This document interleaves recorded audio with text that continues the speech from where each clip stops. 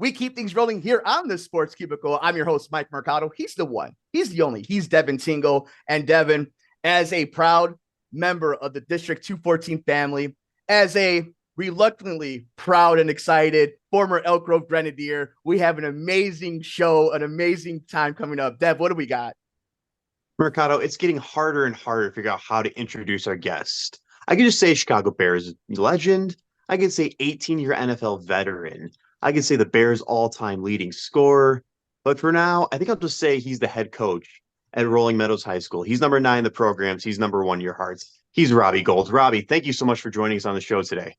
Yeah, thanks for having us, guys. I appreciate it. And sorry about the Elk Grove Village thing. No big deal. We'll take it easy on you guys. I really appreciate that because they never took it easy on me in my 4 years. So the first time will be the next time. Okay. I really would appreciate that. Yeah. Coach, I will tell you this. I did have a nice conversation with our head coach yesterday. So you guys are in really good hands. He's awesome. I love his vision for the program and excited to compete against those guys.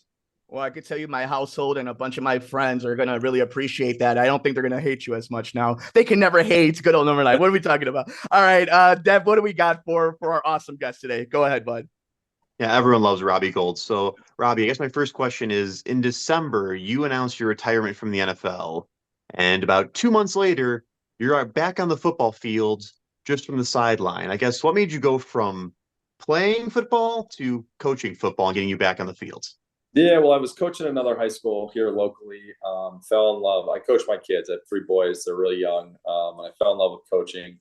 I think one of the most unique experiences that I've had in my career is, somebody that has coached me along the way has always made an impact on my life. So, football is a part of who I am, but it's also an opportunity for me to be able to give back. And I think give these kids an opportunity at Rolling Meadows High School to understand what they could do as a group. And to me, I think if you can make an impact on a young person's life and shape them in a way that they realize how great they can be, that's why you get into coaching.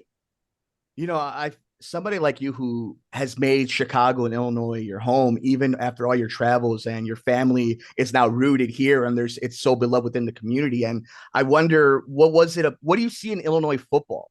I know you've talked about how amazing Chicago is and your family, but now that you're coaching and you've seen the talent that goes through it, and we always talk about Texas and California and Florida, what have you seen about Illinois football, the kids, the student athletes, the families they come from? What do you see about Illinois athletics that really just took something of your heart?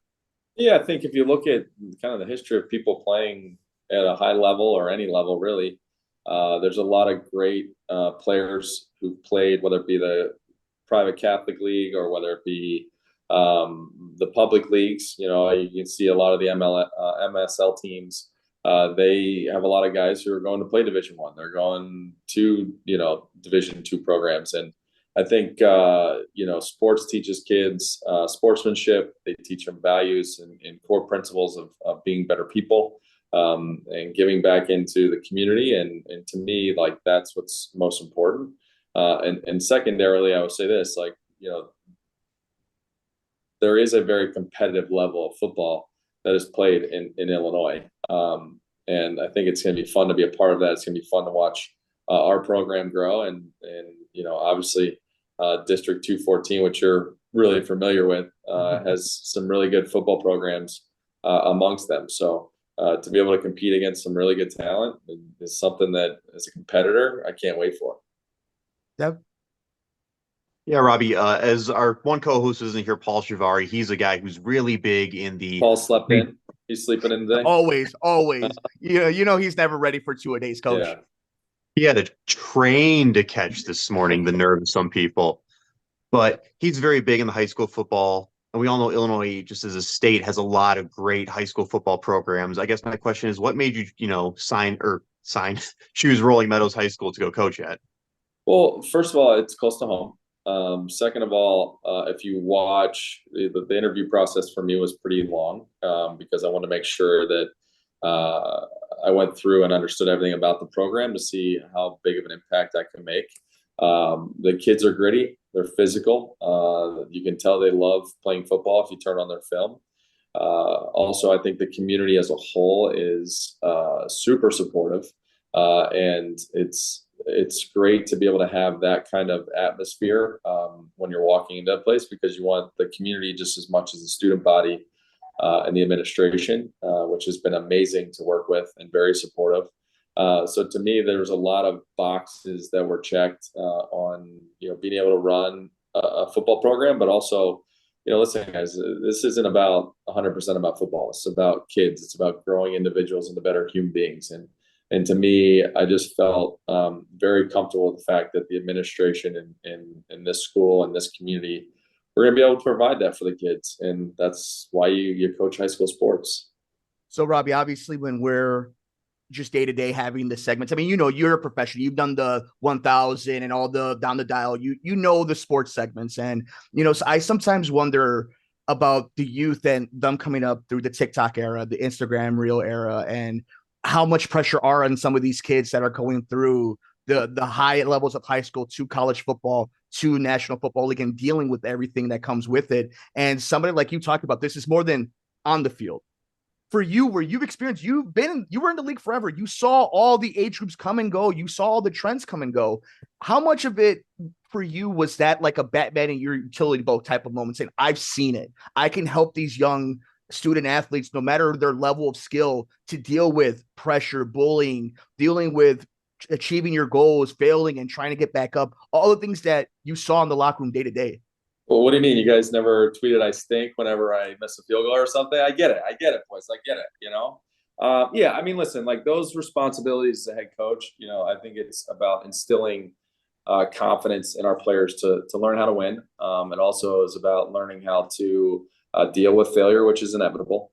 But I think more importantly, you hit the nail on the head with, my experiences as an athlete will be able to resonate with these kids, and these kids are going to teach me too, right? Like I want them to have ownership in the team. I want them to have ownership in kind of our traditions. I want them to have ownership in how we operate, because I think that buy-in's very critical.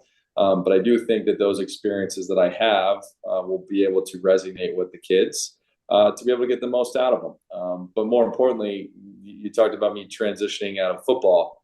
At some point, sports are going to end, and our kids are going to be students first and athletes second. And to me, your education is going to carry your way further than any ball you kick or throw or catch or whatever. So to me, I think it's just instilling in them the principles of having success long after whenever sports is finished, whether it's at 40, whether it's at 21, whether it's at 25, who knows? But the reality is, at the end, we are going to be students first. Yep. Yeah, so Robbie, I do want to touch up a little bit on what you just said there about how the kids are going to be teaching you along the way from playing on the professional level yourself. Is that relationships you had with some of your coaches back in the day? Like I'm assuming going back to your playing days, you found coaches that worked and coaches that didn't work, and that probably is going to, I guess, help. What's the word I'm trying to say? Influence how your coaching style is? Yeah, I mean, listen, I'm not a yeller. I'm going to be a motivator. Are we going to coach them hard? Absolutely. But there's always going to be a why to what we do. Because if there is no why and they don't understand the why, then frankly, it's busy work, and I don't like busy work. And then I think from coaching perspectives, I've been able to see a wide different range of coaches, and they've definitely shaped me as a person, but they've also shaped how I'm able to communicate with these kids. And also trying to get a 5-year-old to hit a baseball or to run a football in the right play on the cart. All of that helped me prepare to become the best coach I can possibly be for these kids. And I'll use those experiences to definitely shape how this program works moving forward. Just another minute or two with the new head coach of the Rolling Meadows Mustangs. He's Robbie Gould. Listen, you say that pretty excitedly for an Elk Grove guy. Listen, I appreciate that, man. I appreciate the enthusiasm. I'm gonna hype you up. Look, we may never have gotten that W against you, but I'll take this as a side W for us. All right, Coach. Thank you. Why the mini W? Yeah, just a minute. We'll let you go in just a few minutes. But I wanted to make sure that everybody is supporting you guys, supporting District 214. There's a lot of great Illinois high school football, and I think you're doing a great job of spotlighting that, and more importantly, spotlighting these awesome student athletes. And I kind of wanted to get your opinion on this because there's two young quarterbacks that are in the news right now that are not much older than the kids that you're going to be coaching. And if you're Justin Fields or Caleb Williams, how do you handle all this noise, all this stuff that's going on in today's day and age, in today's world where there's speculation, everybody has an opinion, and up until April 25th, we don't know what's going to happen. But two young people dealing with that, how would you handle that in their situation? Well, listen, you can only worry about what you can focus on now, right? You learn from what happened yesterday. You prepare for the future. The future is never given. So, can any of those guys know where they're going to end up? No. All they can worry about is preparing for what they have to do, the upcoming season, the upcoming draft, pro days, whatever that may be for them. But just make sure that their feet are present with where they're at. All right, I got to put. What are they going to do? Well, one of them's going to go to the draft, and then one is going to figure out what's next. So he's a pro.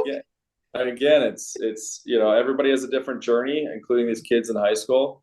And it's just a part of their story. And again, can you grow from those experiences of learning what you went through, to not make the same mistakes twice, or to grow from an experience that you had? I will tell you that both of them, from an athlete's perspective, are going to be very, very motivated. And it'll be fun to watch both of them play this year. How excited are you for the summer? How excited are you for two-a-days? How excited to get kids on the buses and into the dorms and to get those cleats onto those rubber tires that are those fields back from old dusty colleges? Yeah, we're excited. There's a lot of work that needs to be done yet. We're going through the schedule. We're working on our first game, which is in Pekin, Illinois, 2.5 hours away. So we're worrying about, hey, when are we leaving? What are the kids going to eat? Is there water and Gatorade on the buses? So there's some logistical things we're going through. But at the end of the day, like, the best part about it is just being around the kids. And I can't wait for that opportunity and get started and doing what I love is football. And, it'll be a fun season. I'm looking forward to it. And I can't be more excited about the staff that we're putting together. I can't be more excited about the support I've had from everybody in the community. And, hopefully our kids will take the responsibility of what they need to do as leaders in the community and in the school. And, hopefully you guys see a really good product on the field come Friday nights. Dev, last one for Coach. Yes, Robbie Gould. I was doing a little bit of research, and I heard there was a rumor that you said if Jimmy G is interested, you'd make him your offensive coordinator. I'm just saying, do you have any can you give us a tease on who your defensive coordinator, offensive coordinator might be, or is that you want to keep that secret? Well, we're keeping the same defensive coordinator. Odie's been an amazing asset to the Rolling Meadows, not only high school, but the kids in the program for 25 plus years. We have the offensive coordinator position out for application, which we're going through. So we'll know more there eventually. But I think just from, the community, the volunteers, the outpouring of support that, the LinkedIn resumes to the social media posts, to whatever, wanting to be a part of our program is pretty special. And we're going to do what's best and right for the kids. I'm telling you, if you bring in Jimmy G as your coordinator, that's too much. Now my excitement is done. Okay? Jimmy G is an alumni of this high school. We'll have a position wherever he wants to do. So if he wants to draw up a play and we need to call in the red zone for him, we're going to do that, right? Too much, Coach. That's too much. All right. Whatever he wants. I love Jimmy G. So, I just wish I had his hair. But anything for Jimmy and his family. I know they're. I'm really close with them and thankful to have him as an alumnus here, and probably might be the greatest football player to ever come out of Rolling Meadows. And to me, that says a lot about the volume of kids that have come out, but it's also the traditions of this program. Listen, my cousin and my brother still talk about it to this day, playing against Jimmy G at Oak Grove Rolling Meadows right before he went on to college. So this is why it's exciting, because it is a family up there, right, Coach? Like District 214, these teams, and whether you're in the East or West, it's always Conant to Rolling Meadows. It doesn't matter. There's a lot of great football, but you're always going to be number one in our hearts as the kicker for the Bears. But now to see you grassroots here in Illinois, in Chicago, and to see you being part of this, it's awesome to see you in the community. Coach Robbie Gould, that's a great ring to it, my friend. Thank you so much for making time for us here on the Sports Cubicle with Devin Tingle, myself, Mike Mercado. Thanks for the time, guys. Appreciate it. Great talking with you.